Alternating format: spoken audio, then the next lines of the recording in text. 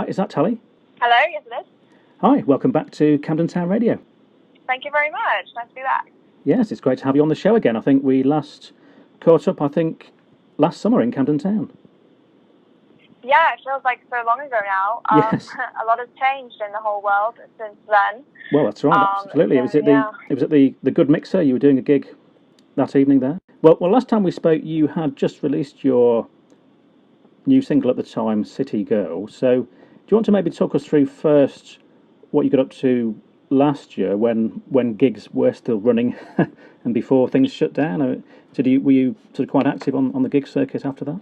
Yeah, so I was playing quite a lot last year, but I actually had a bit of a kind of fresh start this year. Okay, so yeah. the beginning of 2020, I basically took down most of my music, pretty much all of my music from online, and I kind of started again with this new kind of sound that I'd been developing throughout 2019, late 2019, and was just kind of really ready to start fresh with this new sound, direction, vision that I had.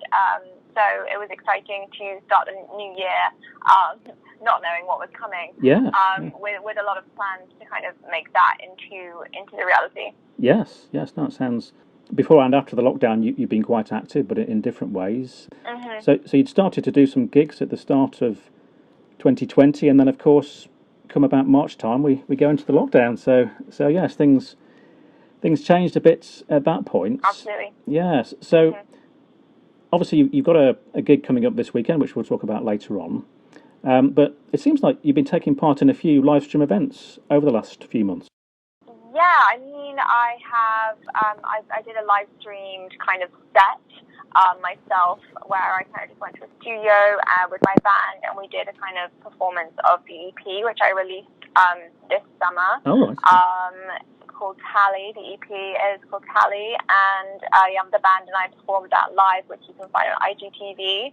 And yeah, I mean, live streaming is definitely not something that I've ever been like super into or like embraced as an artist, but I think that we have had to really embrace like a lot of new technology elements and a lot of new ways to do things. So yeah, I've got another live stream event coming up on Friday where I am playing for Five4Five Fest, which is a virtual online festival. Yes. Which should be cool. Yes, no, it sounds very interesting, that. So it's a multi-artist lineup. I believe it's over 2 nights, Friday and Saturday. Yeah. And are you playing on the Friday? I am, yeah. They don't actually have specific times, because, like a festival, you just kind of wander around and discover new artists. So I think they're trying to kind of embrace that vibe. But I will definitely be playing on the Friday, yeah. That sounds great. I'm not that familiar with 545. Have they been quite regularly doing? It's completely new. They started in lockdown 1. So they completely just like embraced the first lockdown and like they had some great acts playing in the first lockdown, such as Enter Shikari, and they put all the profits towards the NHS, which was awesome. And this time they are donating the money to Save Our Venues, crisis fund. So yeah, it's good causes. That's great. Well, certainly Save Our Venues is a charity close to our heart here at Camden Town Radio. Certainly, yes. It looks a very good lineup. Do you know what the format is going to be? I mean, will you be based at home and then people will dial in and kind of go through the different screens with people in their own areas? So we're all going to be performing from home, and people from all over the world can tune in to the festival, and just from this one location online, all of us will kind of dial into there, and you can see everybody on the lineup playing live by the festival. So yeah, it's quite a unique kind of way to do things, and it should be really exciting. Yes. Do you want to tell us about you mentioned you did a live stream setup with your band. That sounds quite interesting. So that was your band, yourself and your band playing in a studio, and that was live streamed, was it? It actually wasn't live streamed. Yeah. It was just filmed and uploaded on IGTV. Oh, right. Okay. But it was performed live. So it was kind of like a pre-recorded live version of the song. That makes sense. Instead of sort of having a show. Yes.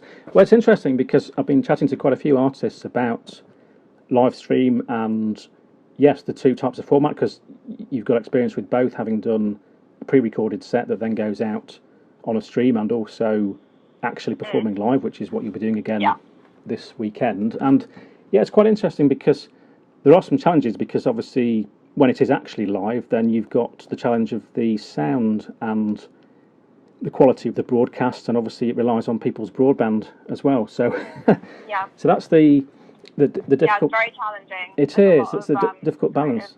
Yes, I mean. Yeah, a lot of elements to consider. That's right. I think one good way I've seen companies do is they offer the stream afterwards. So, if there were any difficulties during the performance, if your internet was going down or something, then at least you can log on the next day and download the performance again.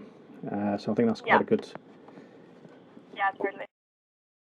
You mentioned a bit how you found lockdown. You've kept busy doing live stream shows, and what about have you found sort of that you're quite creative in this time, sort of writing new songs and things like that? Or I found it really hard to stay inspired throughout this year. Actually, in all honesty, it's been quite challenging, and I take a lot of inspiration from being busy and traveling, meeting people, seeing new things, and obviously with all that taken away from you and, having to just sort of be in your own space and in your own head so much. Yes. Some people, that's exactly what they need to create, and other people, that's really not what they need. It's such a subjective and personal thing, being creative and writing music. Yes. So for me, it was challenging because it's not what I thrive off of, being kind of alone.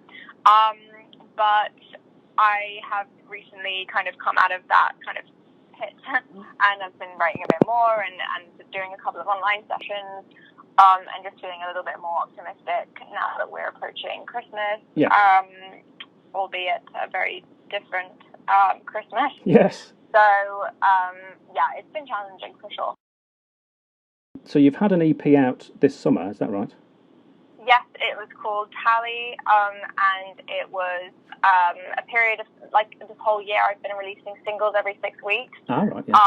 Starting from the very beginning of the year in February, and those singles were all making up the EP. So they were just kind of dragged out over every 6 weeks. They were going to be released, and then together they formed the EP, which came out in full in the late summer. Oh, right, yeah. And I made my own music video in the first lockdown, using just everything that I had in my house, and my little digital camera and self-timer, and whatever resources I could get my hands on. And I'm super proud of that video. It was for my song Already Gone. Oh, yes. And that's on YouTube. Oh, right. So that was my main focus, continuing to make music videos and visuals to accompany the EP during the lockdown. Yes, that makes sense. I think I was reading somewhere you've been taking on quite a few new skills, like you've been becoming more hands-on with production and getting into music software and things like that. Yeah, I started learning how to do my own demos and bought myself the equipment that I needed to record my ideas myself from home.